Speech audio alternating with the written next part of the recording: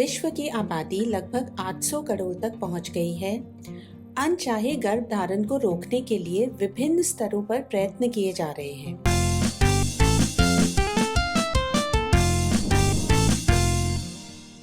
आज मैं आपको महिलाओं के गर्भ निरोधक विकल्पों के बारे में बताऊंगी। सबसे पहला विकल्प है बाधा विधियां यानी बैरियर मेथड्स। इस विधि में शुक्राणु को अंडे तक पहुंचने से रोकने के लिए एक शारीरिक अवरोध लगाया जाता है, जैसे कि मेल और female condom, diaphragm, cervical cap इत्यादि। कॉन्डोम ही एक ऐसा एकमात्र उपाय है जो गर्भधारण रोकने के अलावा यौन संचारित संक्रमण यानी सेक्सुअली ट्रांसमिटेड डिजीजेस से भी बचाता है।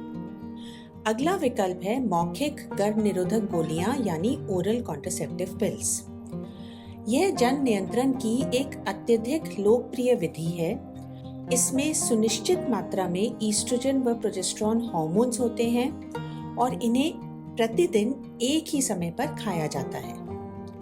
ये 99% प्रभावी होते हैं। इसके अलावा ये अनियमित, दर्दनाक व भारी मासिक धर्म को नियंत्रित करने में भी मदद करते हैं। इनसे मुहासे कम हो जाते हैं और ओवरी व यूट्रस के कैंसर में भी थोड़ी कमी होती है। इनके कुछ दुष्प्रभाव भी हैं। कुछ महिलाओं को माहवारी के बीच में ब्लीडिंग हो जाती है, जिसे हम ब्रेक थ्रू ब्लीडिंग कहते हैं। शुरुआत में थोड़ा जी घबराता है, जो धीरे धीरे ठीक हो जाता है। स्तन कैंसर के जोखिम में मामूली सी वृद्धि हो सकती है।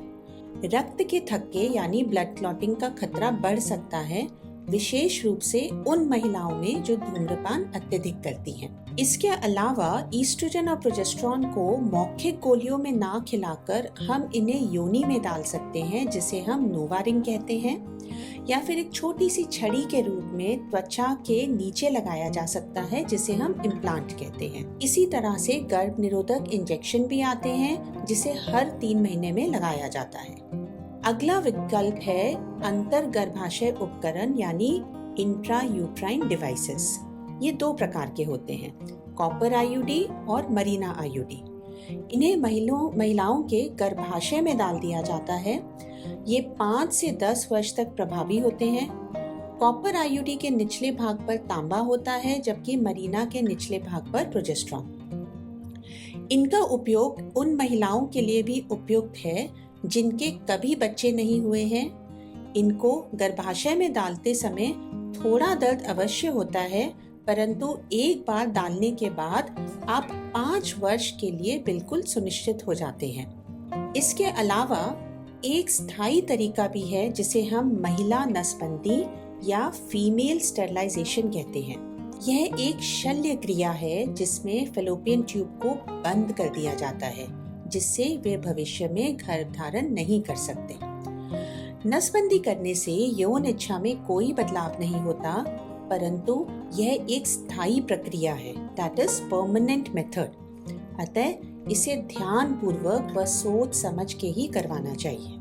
अब प्रश्न ये उठता है कि कौन सा उपाय आपके लिए सर्वोचित है।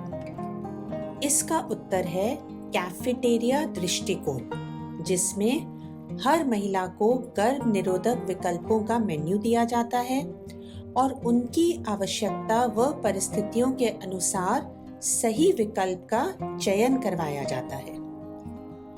याद रखें, सूचित निर्णय यानी कि इन्फॉर्म्ड डिसीजन लेना महत्वपूर्ण है और हर महिला को अपने गर्भ निरोधक विधि चुनने के लिए अपनी गायनेकोलॉजिस्ट से अवश्य परामर्श करना चाहिए।